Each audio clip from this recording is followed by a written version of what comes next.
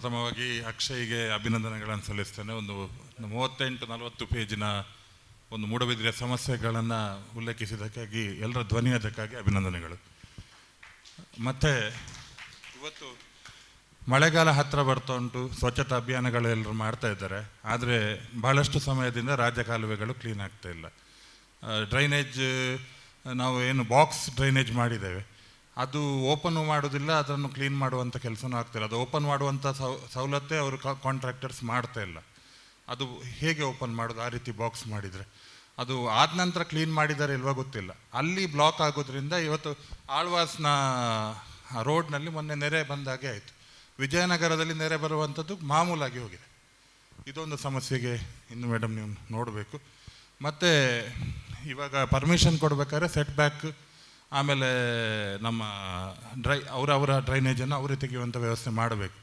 ಆದರೆ ಎಲ್ಲ ಇದರಲ್ಲಿ ನಮ್ಮ ಮಳೆ ನೀರು ಹೋಗುವಂಥ ಡ್ರೈನೇಜ್ಗಳಲ್ಲಿ ಎಲ್ಲ ಬಿಲ್ಡಿಂಗ್ಗಳದ್ದು ಮಲ ವೇಸ್ಟ್ಗಳು, ಇಂಥ ವೇಸ್ಟ್ಗಳು ಬರ್ತಾಯಿದೆ. ಅದರಿಂದ ಆರೋಗ್ಯದ ಸಮಸ್ಯೆಗಳು, ಮಲೇರಿಯಾ ಇಂಥದ್ದು ಬರ್ತಾಯಿದೆ.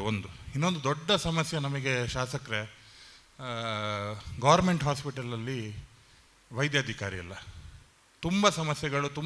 ನಾವೆಲ್ಲ ಸಮಸ್ಯೆಗಳಿಗೆ ಮಂಗಳೂರಿಗೆ ಹೋಗಬೇಕಾಗ್ತದೆ. ಒಂದು ವೈದ್ಯಾಧಿಕಾರಿಯನ್ನು ನೇಮಕ ಮಾಡುವಂಥ ಕೆಲಸ ಆಗಬೇಕಂತ ನಾನು ಈಗಾಗಲೇ ಆಸ್ಪತ್ರೆಯ ಬಗ್ಗೆ ಹೇಳೋದಿದ್ರೆ, ಈಗ ಆಳ್ವಾಸ್ ಮೆಡಿಕಲ್ ಕಾಲೇಜ್ ಬರುವುದರಿಂದ ಆಳ್ವಾಸ್ ಮೆಡಿಕಲ್ ಕಾಲೇಜ್ ಮತ್ತು ನಮ್ಮ ಸರ್ಕಾರಿ ಆಸ್ಪತ್ರೆ MOV ಮಾಡಿಕೊಂಡು ಒಂದಷ್ಟು ಫಿಸಿಷಿಯನ್ಸ್, ಸರ್ಜನ್, ಗೈನಕಾಲಜಿಸ್ಟ್, ಇನ್ನಿತರ ಸ್ಟಾಫ್ಗಳು, ನರ್ಸ್ಗಳು, ಸಿಬ್ಬಂದಿಗಳನ್ನು ಕೊಡುವ ಒಂದು ಮಾತುಕತೆ ಆಗ್ತಾಯಿದೆ. ಮಾತುಕತೆಯಾಗಿ ಸರ್ಕಾರದ ಮಟ್ಟದಲ್ಲಿ ಆಗಿದೆ. ಮತ್ತು ಮೊನ್ನೆ DHO ಇಂಥವರೆಲ್ಲ ಬಂದಿದ್ದಾರೆ. ಮತ್ತು ನಾನು ಹಾಸ್ಪಿಟಲಲ್ಲಿ ಮೊನ್ನೆ ಒಂದು ಮೀಟಿಂಗ್ ಮಾಡಿದ್ದೆ. ಅಲ್ಲಿದ್ದು ನಮ್ಮ ಸಮಿತಿದೊಂದು ಮೀಟಿಂಗ್ ಮಾಡುವಾಗಲೂ ಅದರ ಪ್ರಪೋಸಲ್ ಬಂತು. ಜನರು ತಿಳ್ಕೊಳ್ಬೇಕೇನು ಅಂತ ಕೇಳಿದರೆ, ನಾವೇನು ಆಸ್ಪತ್ರೆಯನ್ನು ಅವರಿಗೆ ಕೊಡುವುದಲ್ಲ, ಇಲ್ಲಿ ಸರ್ಕಾರವೇ ನಮಗೆ ತಾಲೂಕು ಆಸ್ಪತ್ರೆ ಮಾಡಬೇಕಿತ್ತು. ನೀವು ಹೇಳಿದಂತೆ ಎಲ್ಲ ವೈದ್ಯಾಧಿಕಾರಿಗಳನ್ನು, ಸವಲತ್ತುಗಳನ್ನು ಕೊಡಬೇಕಾಗಿತ್ತು, ಕೊಡ್ತಾ ಇಲ್ಲ. ಆ ಸಂದರ್ಭದಲ್ಲಿ ಆಳ್ವಾಸ್ನವರಿಗೂ ಒಂದು ಆಸ್ಪತ್ರೆಯ ಅಗತ್ಯ ಇದೆ, ನಮಗೂ ಸಾರ್ವಜನಿಕರಿಗೆ ಒಂದೊಂದು ವ್ಯವಸ್ಥೆಗಳು ಬೇಕಾದ ದೃಷ್ಟಿಯಿಂದ ಇದನ್ನು ಹೇಗೆ ಮಾಡ್ಬೋದು ಅಂತ ಅಂದುಕೊಂಡು ನಾವು ನಮಗೆ ಕಂಪ್ಲೀಟ್ ಲಿಸ್ಟ್ ಕೊಟ್ಟಿದ್ದಾರೆ. ಹೆಚ್ಚು ಕಡಿಮೆ ಒಂದು 60 ಜನ ಆಳ್ವಾಸ್ ಮೆಡಿಕಲ್ ಕಾಲೇಜಿನ ವತಿಯಿಂದ ನಮ್ಮ ಹಾಸ್ಪಿಟಲಿಗೆ ಅವರು ಬೇರೆ ಬೇರೆ ರೀತಿಯ ಸಿಬ್ಬಂದಿಗಳಿರ್ಬೋದು, ನರ್ಸ್ಗಳಿರ್ಬೋದು, ಟೆಕ್ನಿಷಿಯನ್ಗಳಿರ್ಬೋದು, ಡಾಕ್ಟ್ರುಗಳಿರ್ಬೋದು, ಅವ್ರನ್ನ ಕೊಡ್ತಾರೆ. ಹಾಗೆ ಮಾತುಕತೆಯಾಗಿ ಅದು ಬಂದರೆ ನಮಗೆ ಖಂಡಿತವಾಗಿಯೂ ತುಂಬ ಲಾಭ ಆಗ್ಬೋದು, ತುಂಬ ಪ್ರಯೋಜನ ಆಗ್ಬೋದು, ಸಾರ್ವಜನಿಕರಿಗೆ ಲಾಭ ಆಗ್ಬೋದು. ಒಂದು ವೇಳೆ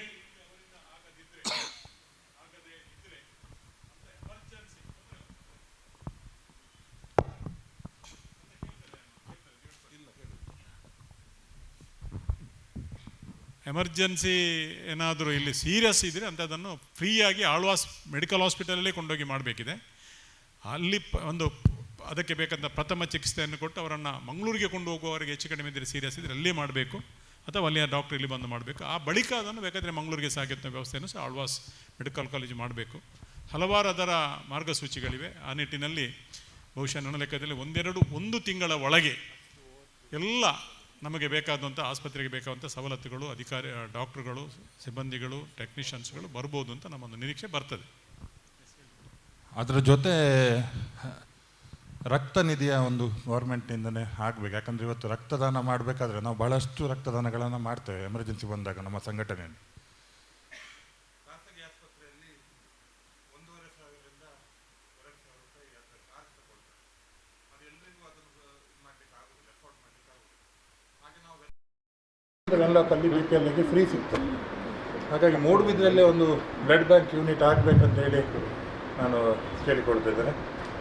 ಅದರ ಜೊತೆ ಹೈವೇಯಲ್ಲಿ ಇವತ್ತು ಬನ್ನಡ್ಕದಲ್ಲಿ ಆಗುವಂಥ ಆಕ್ಸಿಡೆಂಟ್ಸು, ಮತ್ತೊಂದರ ಜೊತೆ ಹೈವೇಯಲ್ಲಿ DBL ಅವ್ರದ್ದು ವೆಹಿಕಲ್ಸು ತುಂಬ ಓವರ್ ಸ್ಪೀಡಾಗಿ ಹೋಗ್ತದೆ. ಅದು ಸಹ ಒಂದು ಕಂಟ್ರೋಲ್ ಆಗಬೇಕು. ಅದು ಮತ್ತು ಟೂರಿಸ್ಟ್ ಪಾರ್ಕಿಂಗ್, ಈಗ ನಾವಲ್ಲಿ ಇನ್ನೂ ಮಾರ್ಕೆಟ್ ಮಾಡುವಂಥ ಸಂದರ್ಭದಲ್ಲಿ, ಮಾರ್ಕೆಟ್ ಅಲ್ಲಿ ಆಗುವಂಥ ಸಂದರ್ಭದಲ್ಲಿ ಪಾರ್ಕಿಂಗಿಗೆ ತುಂಬ ಜಾಗ ಕಮ್ಮಿ ಇರೋದ್ರಿಂದ ಅಲ್ಲಿ ಟೂರಿಸ್ಟ್ ಪಾರ್ಕಿಂಗು ಒಂದು ಒಳ್ಳೆಯ ಜಾಗಕ್ಕೆ ಶಿಫ್ಟ್ ಮಾಡಬೇಕಾಗಿ ಶಾಸಕರ ಹತ್ರ ಕೇಳ್ತಾ ಇದ್ದೇನೆ. ಮತ್ತೊಂದು ಮೂಡುಬಿದ್ರೆ ಒಳಗೆ ಬರುವಂಥ ಬಸ್ಸುಗಳು, ಸಿಟಿ ಬಸ್ಸುಗಳು ತುಂಬ ಓವರ್ ಸ್ಪೀಡಲ್ಲಿ ಬರ್ತಾರೆ. ನಾವೇನಾದರೂ ಕೇಳಿದ ಕೂಡಲೇ ನಮಗೆ ಉಡಫೆಯ ಉತ್ತರಗಳು, ಆಮೇಲೆ ಒಂದು ರೀತಿಯಾದಂಥ ರೌಡಿಸಮ್ ಥರ ಮಾತಾಡುವಂಥದ್ದು ಸಾಮಾನ್ಯ ಜನರಿಗೆ ಆದಂಥ ವಿಚಾರ. ತುಂಬ ಬೇರೆ ಬೇರೆ ಶಬ್ದಗಳನ್ನು ಉಪಯೋಗ ಮಾಡಿ ಮಾತಾಡ್ತಾರೆ. ಹಾಗಾಗಿ ಅದನ್ನು ಒಂದು ಕಂಟ್ರೋಲ್ ಆಗಬೇಕು ಅಂತ ಹೇಳಿ ಕೇಳ್ತಾರೆ. ಧನ್ಯವಾದ.